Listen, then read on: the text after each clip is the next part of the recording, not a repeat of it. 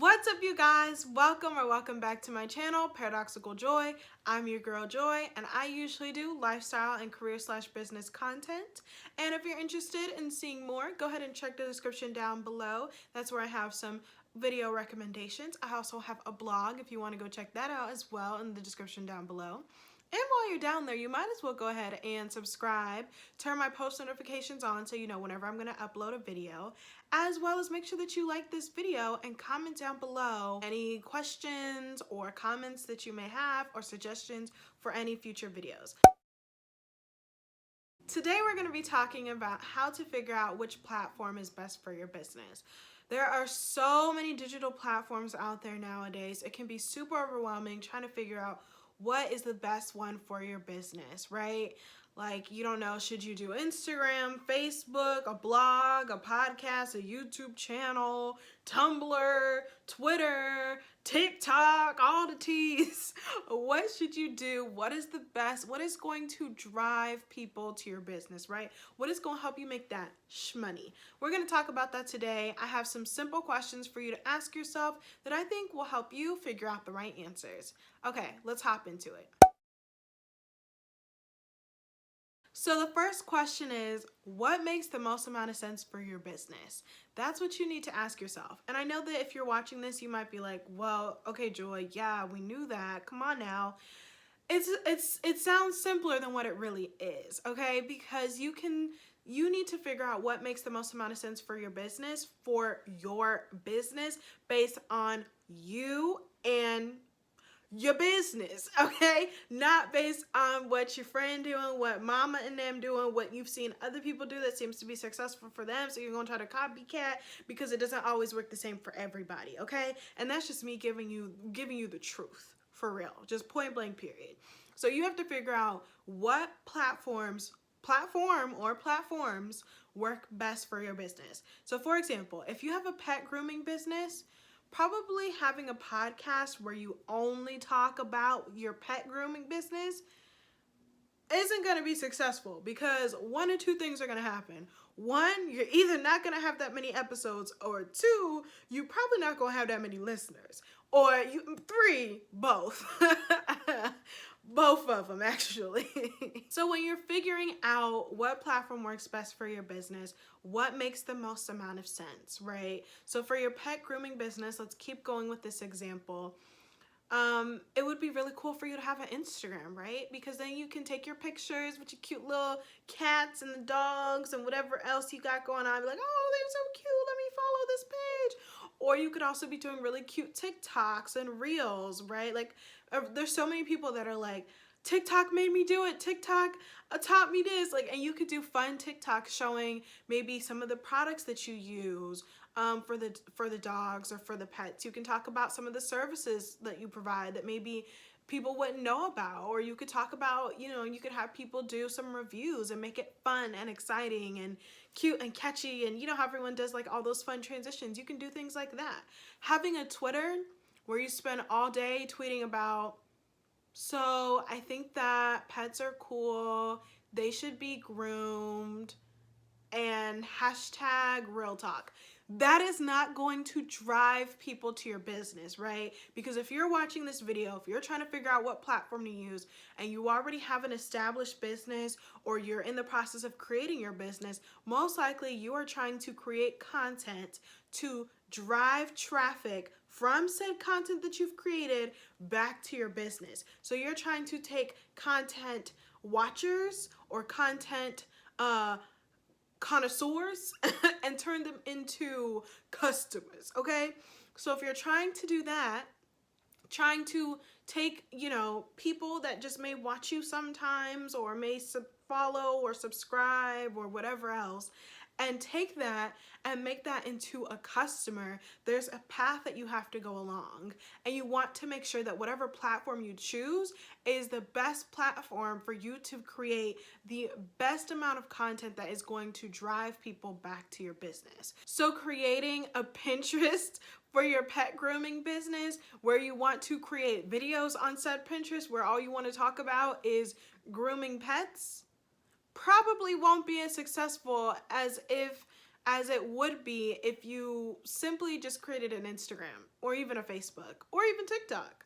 Like, it's just, you have to know the platforms and know what makes the most amount of sense for your business. And so that leads me to number 2. The second question you need to ask yourself, which is, what are you already good at, or what are you willing to learn?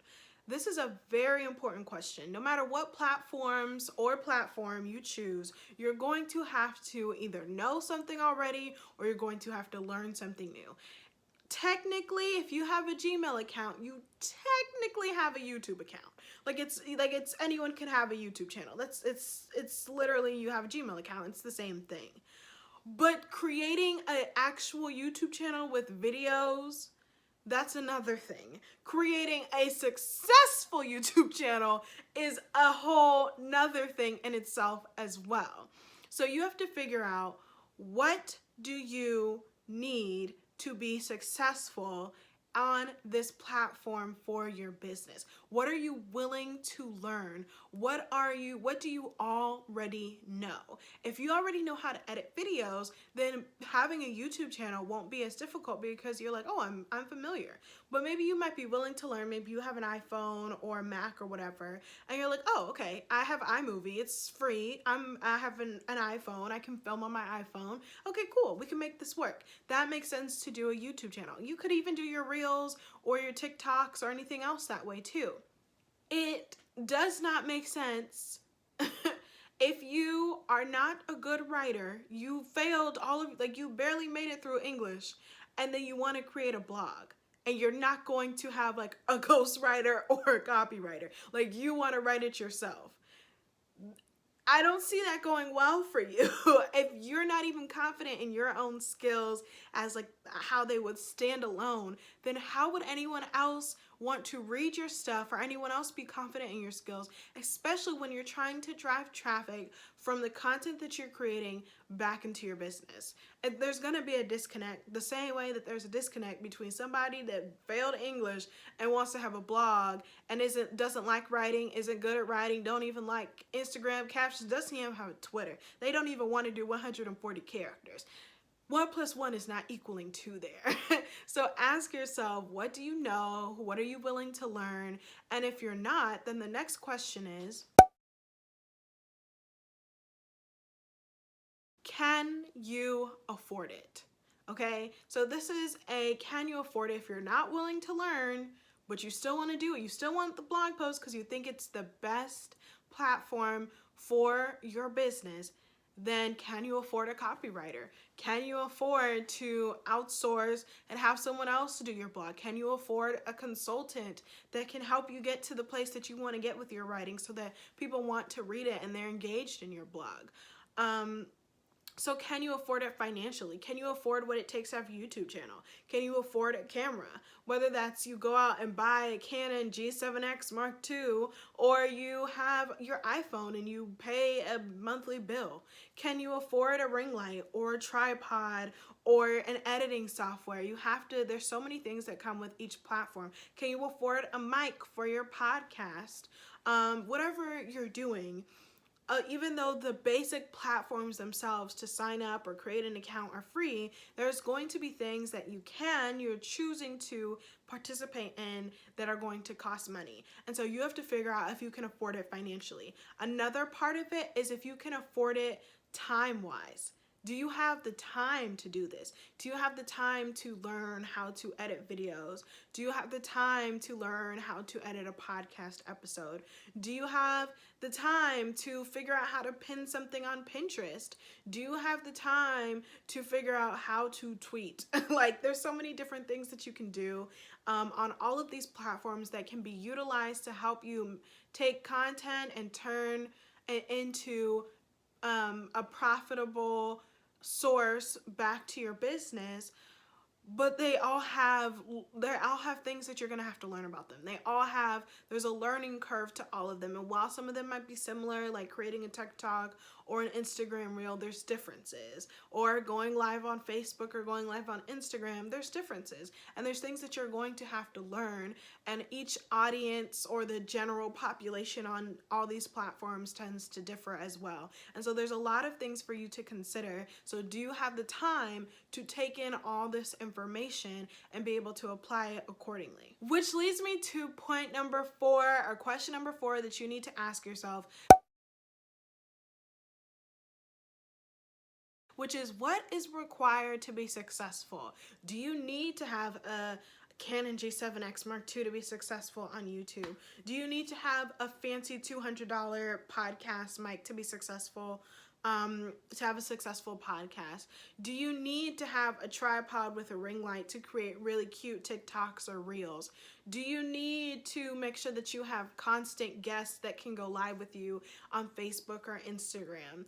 Like, what is it? What is required of you in order to be successful? These are all questions for you to consider for whatever platform that you're going to use. At the same time, you have to also define success.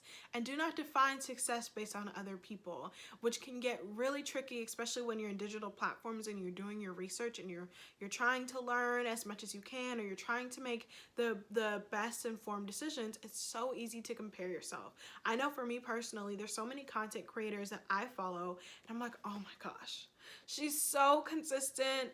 Oh, look at those pictures, they're gorgeous.